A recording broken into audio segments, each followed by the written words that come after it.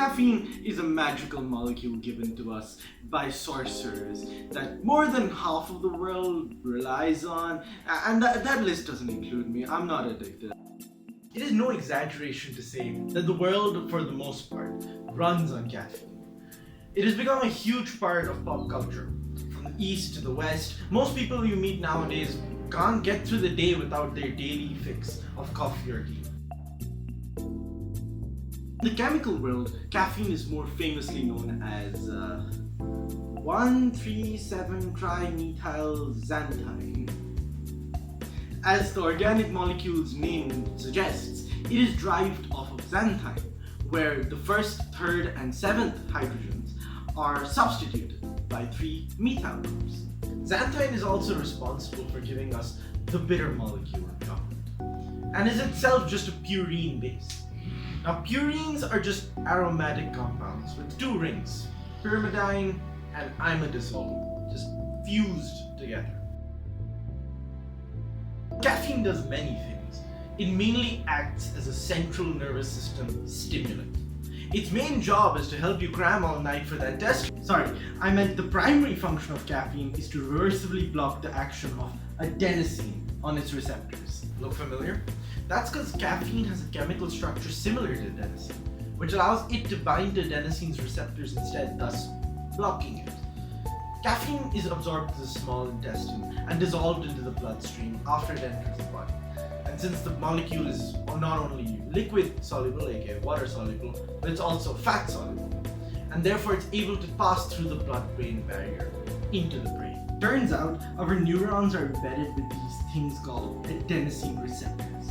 When adenosine binds to them, it releases proteins that inhibit neurons, thus making you feel sleepy. By reducing the concentration of available receptors by binding to them, caffeine slows down the rate of this reaction, allowing you to feel less drowsy.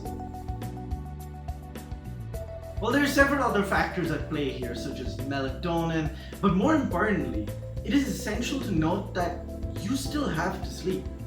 Caffeine just makes you feel less sleepy.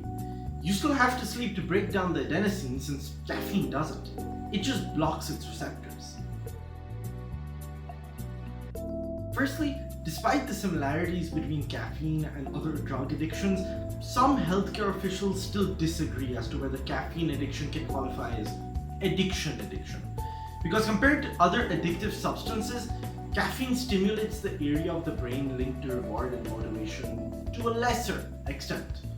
Regular caffeine drinkers will gradually require higher and higher amounts to achieve the same caffeine fix. And as mentioned before, people who abruptly stop drinking it, after prolonged use especially, will start to suffer from withdrawal symptoms such as headaches. Overall, caffeine is a remarkable substance that has found its way into all of our cultures throughout human history. It has driven globalization, it has defined several cultures, from Nordic coffees to British teas to Indian chai to Chinese green teas. Let's not forget that the American War of Independence started when the revolutionaries tossed Britain's tea into the harbor. Or that when an Indian pilot was captured by Pakistani forces, we offered him a cup of tea. Or when British World War II tanks were designed with limited space and capacity, they were designed with a tea kettle.